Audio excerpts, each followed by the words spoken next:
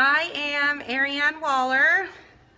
I am here in Kalispell, Montana. I should say Summers, Montana, which is a teeny tiny one post office, one restaurant, one hardware store town in Montana. So welcome. I'm super excited to talk to you guys today. This is starting my 4th month with Limelight. Hi, Paige. Hi, Lindsay. So I am a lead beauty guide and I'm also a mental health therapist. So a little bit about me. I was a awesomely troubled teen. And I went to a boarding school. Thank you. Okay, yeah, before I get into this little background of myself, let me tell you. So yesterday, I dyed my hair like cotton candy pink, and I really liked it, and I took a couple pictures because I was totally digging it for fun, but I'm really worried because I have a job in the public school system that they were going to be like, I don't know about the cotton candy, and I was hoping for like more of a fall mauve, and so I dyed it mauve today, and I'm hoping that it just washes up a little bit to be more pastel like rose gold, and then I'll just be like prime time. But I've been wild in the salon the last couple days. I got this jacket at Palooza in Austin. They had like 5 and they only had one size, and it happened to be my size, so they gave it to me for really, really cheap. So, anyways, back to it will in due time. Yeah, I'm thinking it'll lighten up to be like that light pastel mauve that I really want. But, anyways, so I went to a boarding school when I was a teenager for troubled teens, and it was horrible and terrible and everything that it should not be. And I decided right then and there that I was going to work with troubled teens, troubled kids, and prevent this from ever happening to anyone else. So I went to school and got my master's degree in clinical social work, and I became a therapist for 7th and 8th graders, and then this year I transitioned to K through 5. So it's a whole new world with these little babies, and it's going to be a ride. I'm super excited for it. But yeah, I've been in mental health now for like 7 years. So I decided to join Limelight seriously spur of the moment because I've always loved cosmetics, and I loved what Ashley had going on in her videos, and she inspired me, and I literally just like clicked buy a kit without ever even seeing a product, and no one in my tiny town has like ever shown it to me or talked about it. I mean, it was like I saw it on the internet and decided like I'm a religious person, like God was pulling me towards like Ashley and her team. It was cray, and I just so happened to live 20 minutes from Ashley, so here I am. But today I'm going to talk to you guys about something that's near and dear to me, which is self-esteem, self-worth, self-love, and we're going to tie it into how that affects your business. So to start, I think we all know what low self-worth looks like. I have struggled with this my entire life. So here's some like warning signs that you could be struggling with low self-worth, which I think we're pretty aware if we are, but some hidden things are like you get really guilty when you do something for yourself or when you spend time or money on yourself. If you just generally don't like yourself, you think you're worthless, you think other people don't like you, you have a really, really hard time making decisions and asserting yourself, like knowing your boundaries and when it's okay to say no, and you can't really find strengths. It's really funny. Actually, it's pretty sad. I say funny because I just think about it a lot. But I meet up with families that have these little kids, and I say, let's start out with their strengths. Like, I want to know what they're good at and what they do well. That's what I'm going to base my treatment plan off of. And these parents, I am not kidding you, stall for like 3 minutes. And they're like, I'm not sure what my child does well. I'm not sure what the strengths are of my child. And I mean, right now, some of your hearts are probably stopping, like, how can anyone say that about their child? But I guarantee you if I were to ask, what are your strengths? They would say the same thing. This isn't targeting their child. This is the fact that this is a family dynamic of low self-esteem. This comes from generations of low self-esteem, or at least in this family, it's a hierarchy of low self-esteem. And let me tell you, 100% self-worth is modeled. And I'll get more into that, but I feel super passionate about the modeling of self-worth for your children.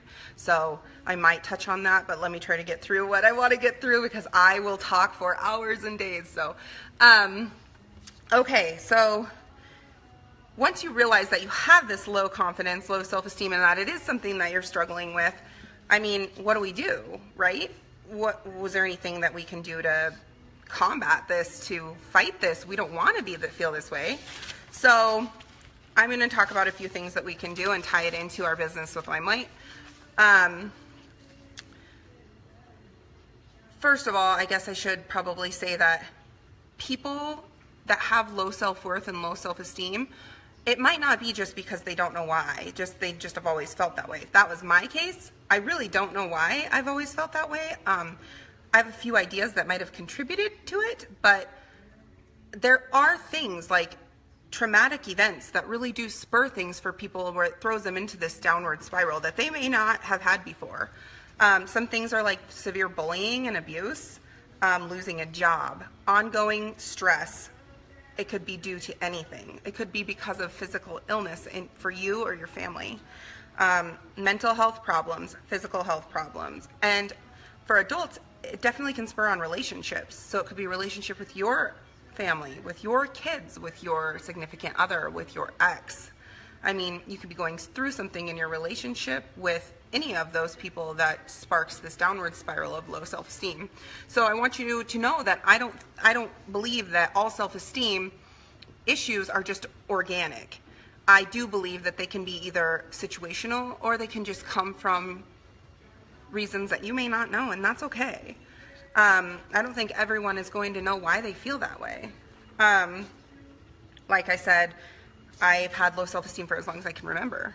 But I will tell you, the 30-year-old Ariane, which I will be 30 in just a couple weeks, the 30-year-old Ariane looks way better than the 20-year-old Ariane. So I'm going to give you guys a little insight into what I've done for myself, and then some other things that I have seen to have worked for other people, even if I may not have used them. So let's get into the things that we can do. Let's start with the positive action on how we're going to change this for ourselves, right?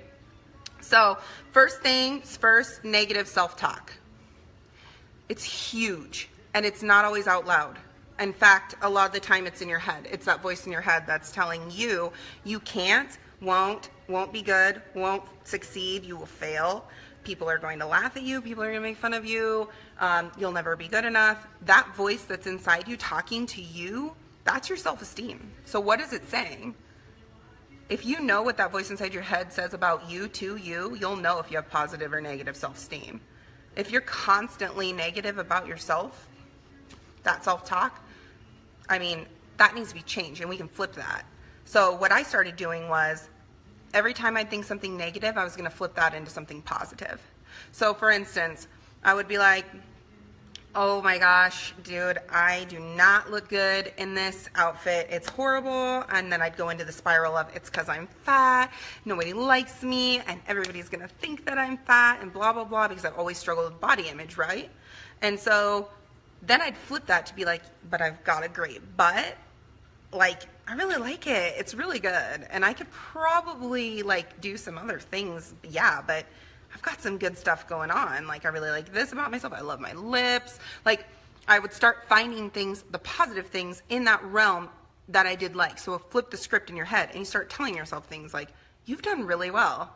Like, if it's about your success, like if it's about success in your business, like, wow, look at the things you have done. Like, for me, I'm really proud of you. Like, for instance, Ashley would reinforce this. I met with Ashley in person and said, just so you know, I'm doing my whole entire business online. I will not be doing any parties whatsoever, and I will never ask somebody to join my team because I am not a direct sales worker, and that's not how I roll. And she was like, okay, like, do whatever makes you comfortable. And I was like, yeah, lol, as long as we're clear. And here I am. I am the queen of meeting up in person. And you know what's funny? I am so proud of myself. I'm also like recruited like nobody's business, and I'm just like, join my team.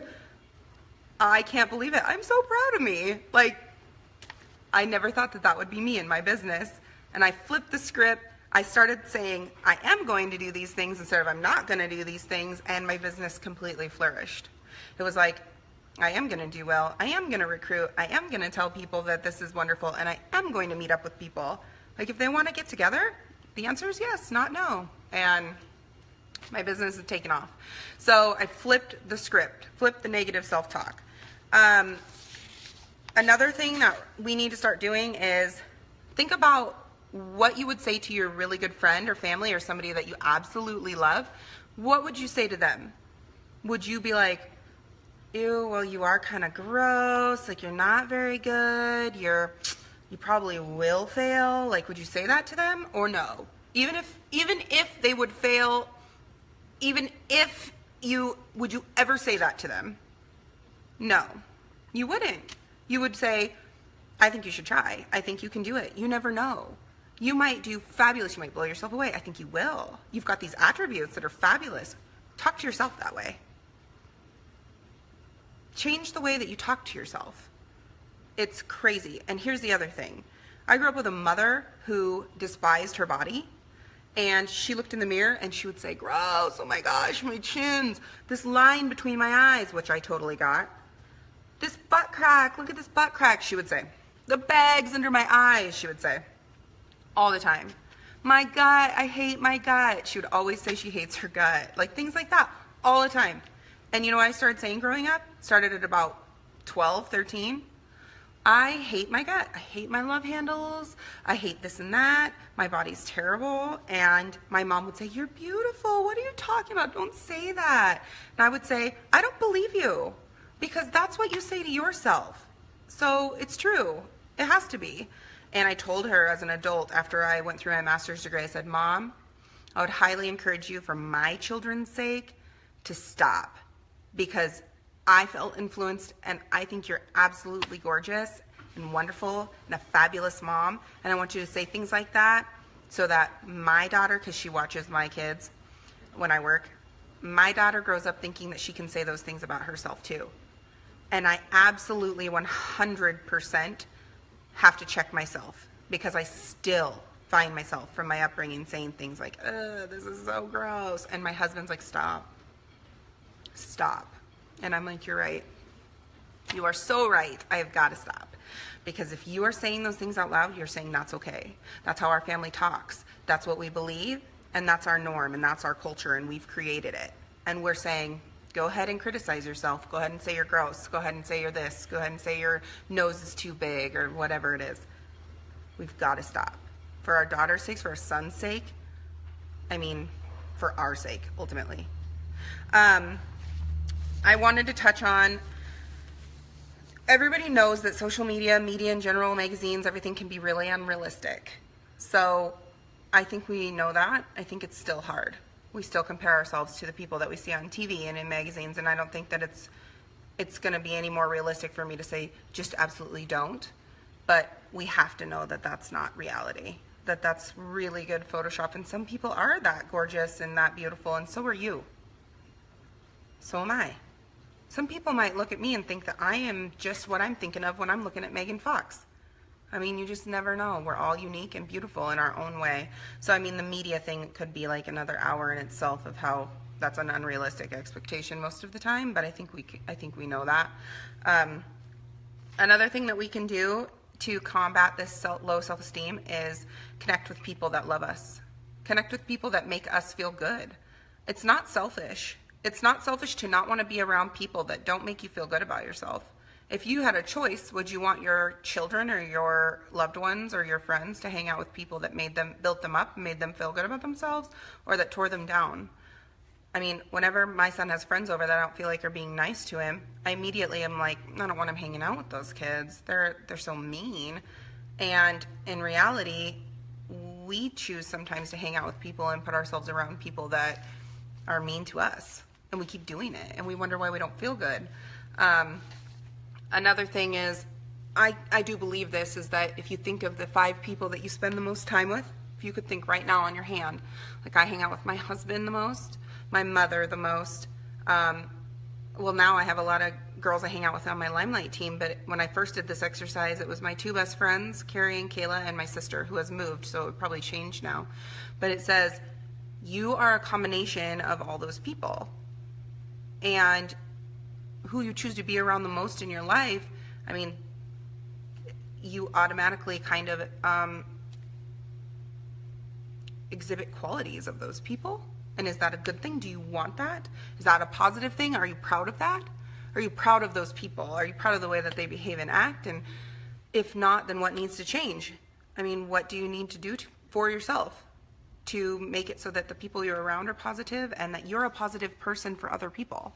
I mean, you want to, and that's going to be just one more step in finding that balance of truly thinking that you're worth it and caring about yourself. Friends and family are the mirrors we cannot avoid. It's true. I like that. I've never heard that before. So connecting with the people that love you, connecting with the people that care about you genuinely, and that, I mean, speak the truth with love. I mean, my mom has always said, like, I speak the truth in love, and it's true. She does say things out of love because she genuinely loves and cares for me. So,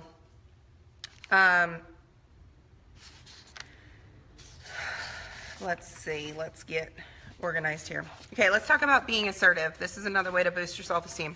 There's a difference between assertive and aggressive. When I was in my master's program, we basically had to line out how we would teach children to be assertive without being rude, boastful, and aggressive. And I think it goes for all people, not just children. So it's okay to have boundaries, and it's okay to say no. And it doesn't mean that you are being rude or that you are being, well, I mean, you're not aggressive. You're not having aggressive characteristics just because you're being assertive. So it's really easy to, when you do not like yourself, assume that other people don't like you either. And if they don't like you, then they're going to just take everything you say wrong, right? But that's not always the case. If we hang out and surround ourselves with people that are like-minded and are positive people, they're going to understand our intentions and respect that we have boundaries. Taking control of our own decisions is really important. So being able to say, that's not going to work for me right now but I would like to do this instead, or this in the future. It's empowering. It's like I just controlled my outcome. I just made something happen for myself that I decided that if the outcome is positive from this decision, I did that. I put up that boundary. I made that happen. That's really, really empowering. And when I started letting down like what other people thought, letting that go, and really just caring about what was best for me and my family and what I needed and what I wanted, and getting those needs met in a way that didn't hurt anybody else, because I think it's important also not to be aggressive and not to assert your dominance over people and basically squash those other people. Being mindful of how you can get your needs met and not be, and everyone else is safe and taken care of as well. It's so empowering. So being assertive is different than being aggressive, and I really want to stress that. In our business, it can be the same way, the exact same way. Like putting up your boundaries. You know that you only have time for this much stuff, and that's okay. And you've put up that boundary, and you've created this goal, and you're like, I'm not going to be the same as Jane. Jane has different resources. Maybe that's time. Maybe that's money. Maybe that's people around her. And that's okay. You are not going to be exactly like other people in this business. And for you to put up your boundary and be okay with yourself, and that voice in your head is saying, that's okay. You're still doing fabulous with what you can do. You've put up those boundaries and you've made goals around those boundaries, and you're still being assertive. And the opposite end of the spectrum, you're not being aggressive. You're not begging people, not beating down their door. You're not sending those cold messages like they talk about that are like, you have to sign up now or else. Or, I mean, I just read today on the Beauty Mavens feed that people are posting what's the most annoying, aggressive, desperate thing that they see from network marketers. And it's, a lot of it was just that, like, aggressive messaging, posting on other people's posts, taking away from them.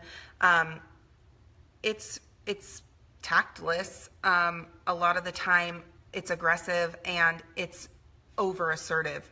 You're not drawing that boundary. You have to have that boundary of what am I okay with and feel good with, and I feel like others feel good with this, and I'm still meeting my goals. I don't know if that makes sense, but finding that balance of where you are not being over aggressive and you're not just letting yourself not do the work, not make the goals and not meet them. So with me and my business, like I said, I told Ashley that I absolutely was not going to ever ask anybody to join. And then when I was at Palooza, I asked like 4 girls to join. And I was just like, I really, really feel like your traits and your talents would be so amazing in this company. And I can't help but ask if you would be interested in this opportunity because I think that you would thrive. And if they were like, I really don't think so, I was like, that's totally fine. And I felt like I met my goal of reaching out, but I also did not cross that boundary of being pushy and aggressive and rude, because that was my ultimate fear, was making people feel like I was beating down their door and like I was so rude and pushy. I'd had that before from people begging me to join their teams for other things, and I was always like, no, you are so pushy. I didn't want to be that person, so I set up my boundary that I wasn't going to be that person, but I still met my goal. And I still reached out. And of the like 4 people I reached out to, I think 2 or 3 joined. So I don't know. It's just worth it. It's so worth it. Yes, I cut my hair, Amanda. I was saying earlier that I also had dyed it. I don't know, the light isn't super good, but I'd also dyed it like bubblegum pink yesterday. And today I put way more mauve in it so that when it lightens, it'll be that perfect shade, but I haven't quite achieved it yet, so I'm a little bit dark right now. But yes, so with goals, let's talk about goals. SMART goals. I teach this to my kids. Thank you. I teach this to my kids at, I'm a therapist in the school right now, so at school I teach my kids this all the time. SMART. Specific. Don't say, I'm going to recruit. I'm going to sell a lot. What's a lot? To you, a lot might be $100. To Jane, it might be $6,000. So be specific. How many people are you going to reach out to? Specific. M for SMART, it's an acronym. So M is measurable. When, like, how many can you measure it? So like my kids at school used to be like, well, I'm going to do my homework. And I was like, how are you going to measure that? Well, just do it. Like, we're going to measure it. So what's a way we could measure it? Well, I guess we could check my missing work report, and if there's missing work, then you'll know I didn't do my homework, and then we could measure if I met my goal. And I'm like, hey, that's a measuring tool, the missing work report. What's your measuring tool in your business? So how are you going to be able to measure, I met this goal because it was specific and it was measurable. I knew exactly what my goal was, and I made a number, or I had a tracker, or whatever it may be that you can measure your goals. The A is attainable. So like, obviously we're not going to say, I'm going to recruit 1,000 women this month. And while I'm not squashing any positive vibes or anything that you would put out there, and I'm not saying that you shouldn't have big goals, please, no. It's just, I don't know that I've ever seen that happen, and maybe it can, so please, please no.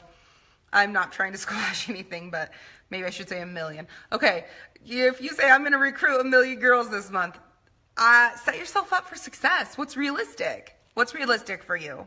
And it's not going to be the same as Jane, like I keep saying.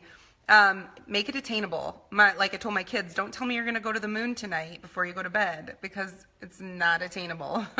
The R is, well, realistic, which I just talked about. And then the T is timely. So give yourself a time. So with our company, it's wonderful because we reset every month. So time, we know that usually we have monthly goals, but you can also do like weekly goals. You could say this week I'm going to, or daily goals. You can say today I'm going to reach out to, today I want to,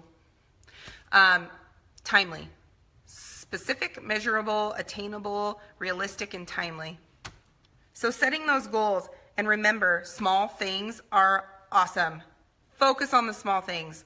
Focus on the little things you did. This is going to be a wonderful, wonderful self-esteem boost to be able to celebrate the little things rather than waiting to feel good about yourself until you achieve something huge.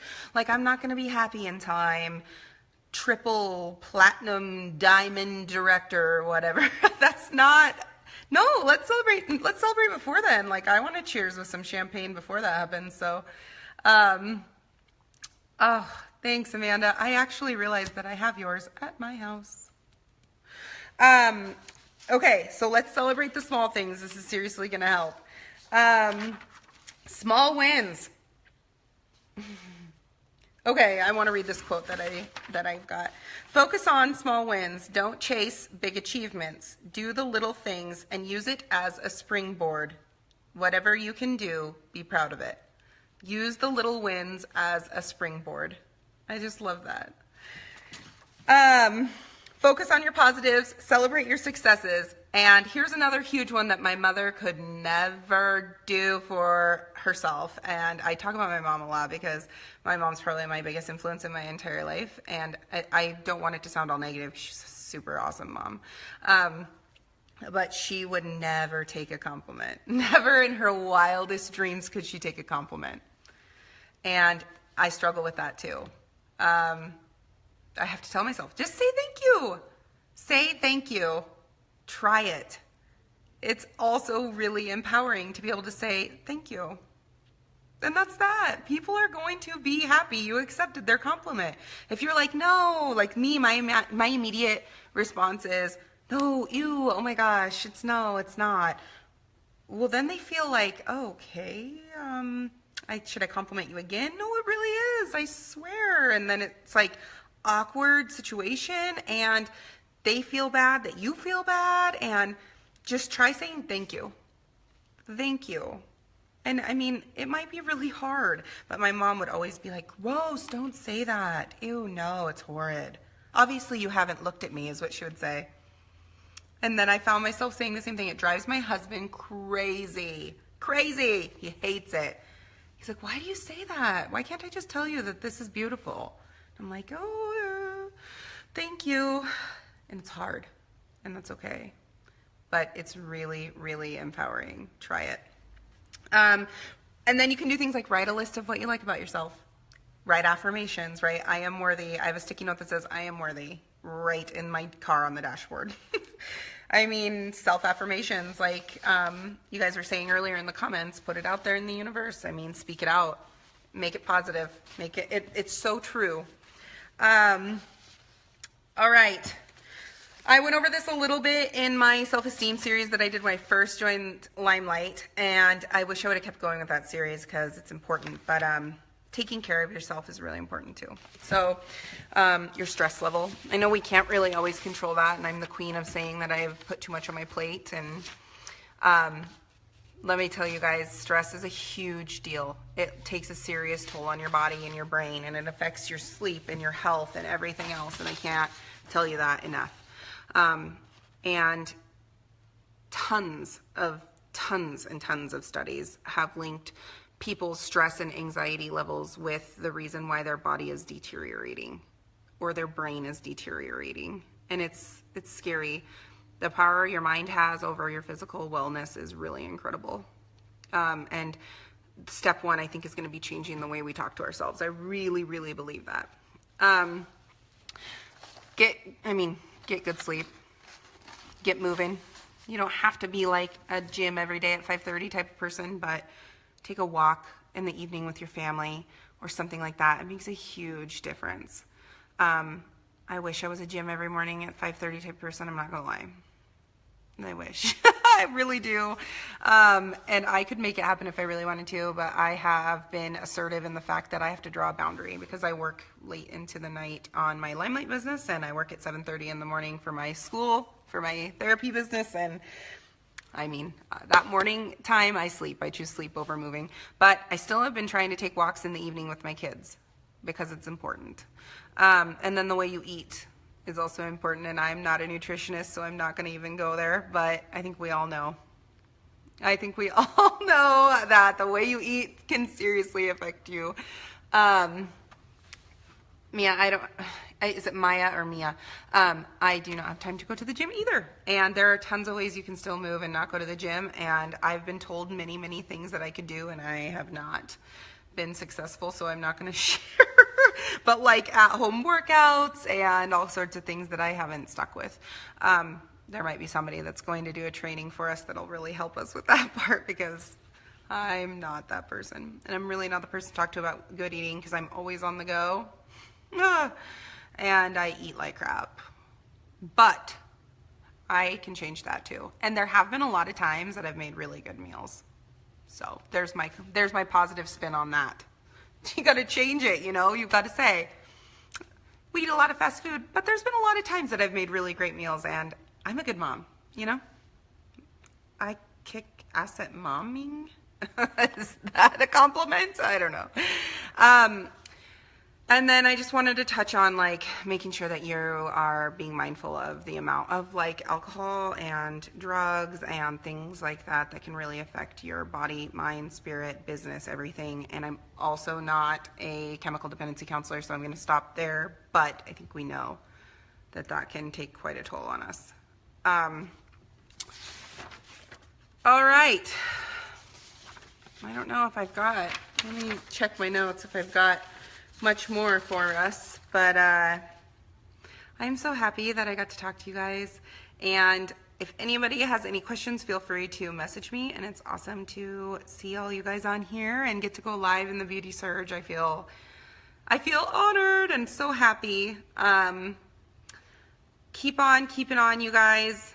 I promise you, just taking one little step in your self-esteem, such as taking better care of your body, or sleeping better, or talking to yourself better, or not letting you shame yourself, or changing the circle of people that you hang out with. I mean, any of those things is a step in the right direction. So I will look forward to seeing you guys all in Phoenix next year and seeing you guys on social media. So I am very thankful. Thank you again. Have a fabulous evening, fabulous long weekend. Okay, bye.